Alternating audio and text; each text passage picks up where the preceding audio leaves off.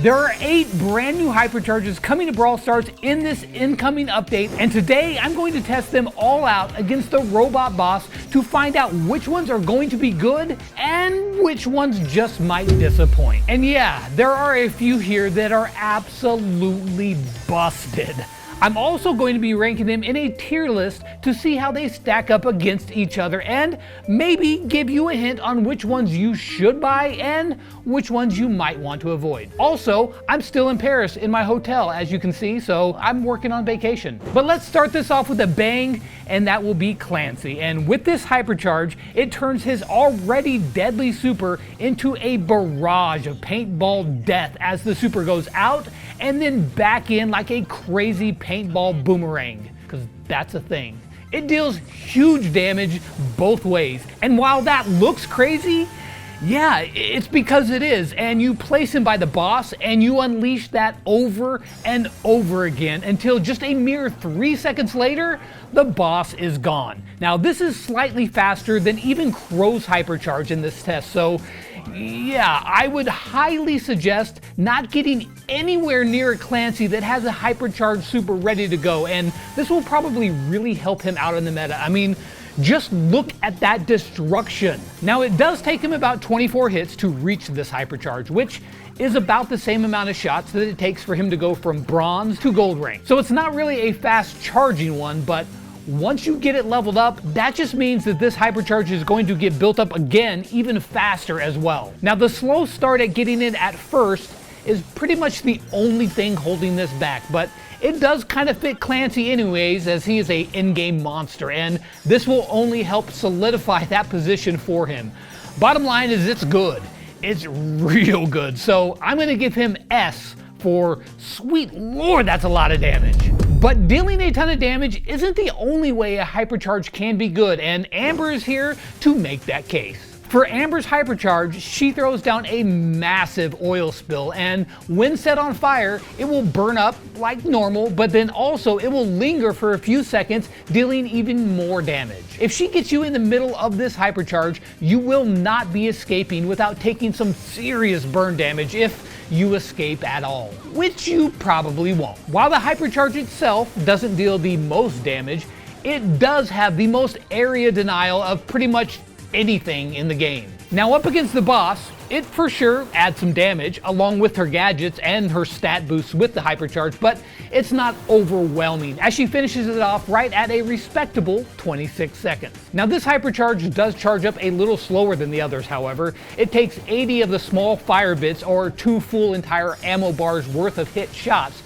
but that's the only thing that's really holding this back. All in all, Amber's hypercharge is a solid A tier, and for sure one that you should look at picking up. Now, in every batch of hypercharges, there's always one that is a little bit of a disappointment, and for that one, we have Willow. Okay, so it's not that Willow's is actually horrible, it's actually kind of cool, as when she uses a hypercharged super, she will mind control the brawler. However, while they are mind controlled, she is completely immune until that hex is broken. And this is actually pretty useful, as she's not going to have to worry at all about being killed while taking control of an enemy. But at the same time, it's kind of a niche super in general, and the places that it shines, like say Brawl Ball, enemies are usually pretty wary of a Willow with a super anyway. It's just now you can be more reckless with it. Now it takes 10 shots to fully charge her hypercharge, and other than the stat boost, it doesn't really help her too much against the boss here, and it takes her just over a minute to take down the robot. But just because it doesn't itself deal a ton of damage, doesn't mean that it's bad. It's just not insane. I'll give this one a C tier. It's not bad. In fact, it's pretty cool. It's just not overly strong. Next, we have Lily. Now visually, this is a very cool one because her hypercharged super can now bounce off of walls, and when it lands, it will transport you and the enemy you hit into the Shadow Realm. Now the bouncing effect of the hypercharge could be useful for some interesting angles and some surprise attacks, but all in all, it's more of a novelty than anything. Now, as for the big robot, it took her just over 28 seconds to kill it using her hypercharge. But if you don't use her hypercharge at all, you actually kill the robot about 2 seconds faster. Now the reason for this is because while in the Shadow Realm, you cannot charge your super, which is a rule that is shared from Cordelius. That being said, in a game, you're for sure going to want to use it for that insane burst damage, and you'll get it fast as it only takes 8 hits to charge this hypercharge. Now while this hypercharge didn't really help her in the test, it's still like a high B tier or maybe even a low A tier. You know, it's fast charging and it's got the cool factor. But what could be cooler than an assassin throwing a fish in the air? Okay, actually there's probably a lot of things that are cooler than that, but I needed a segue, so Kenji. Now for Kenji, his hypercharged super does 2 things.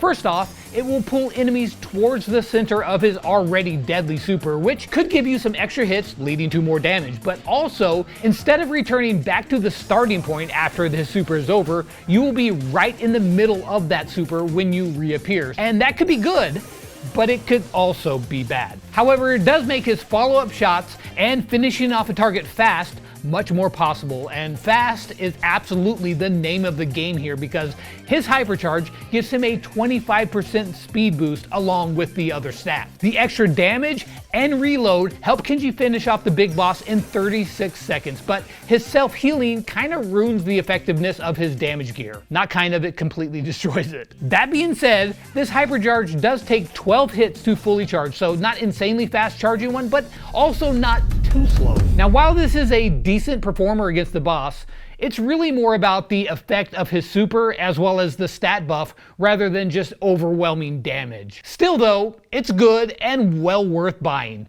B tier. Then we have the new brawler Kaze, as she is getting a dual purpose hypercharge. Unfortunately, I can't fully show you this one yet as Supercell is not allowing that until those are out, but that being said, I'm still going to rank it. It has 2 different effects depending on what form you're in.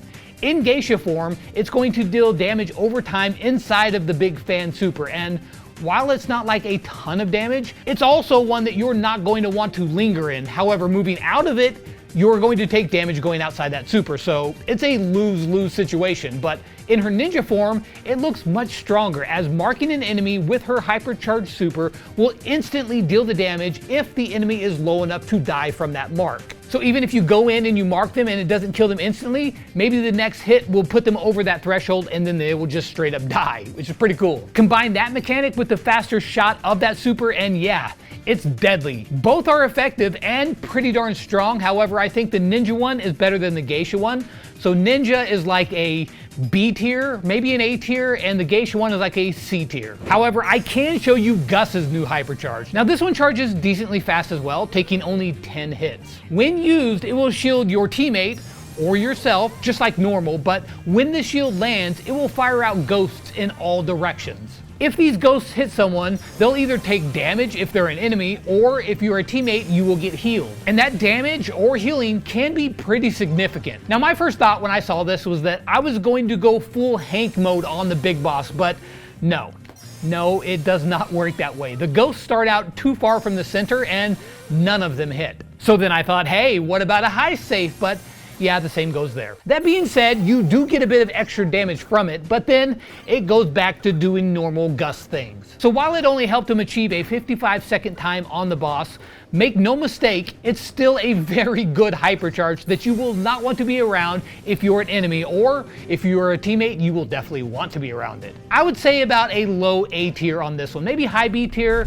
It's gonna be good, but just not absolutely broken. And then finally, we have Griff. And yes, I saved the best for last. With Griff's new hypercharge, his super will do 2 things. First off, you can fire it through walls, which, if that was the only effect, that alone would be scary as heck. But after it reaches max distance and comes back, a second wave of banknotes also trails it, which means even more damage, because it really needed that. Now to top all of that off, it only takes 5 full shots of coins to charge this hyper, which will not take very long to achieve. And once you have it, well, you know how that goes. Just let the destruction rain down because this one is a monster. Griff was already deadly with his normal super, and now that it's a hypercharge, holy cow, is he even more now. When he unleashes this on the boss, the damage does not stop for a second, and he only needs 3 of those seconds to finish off the boss, which is even faster than Clancy,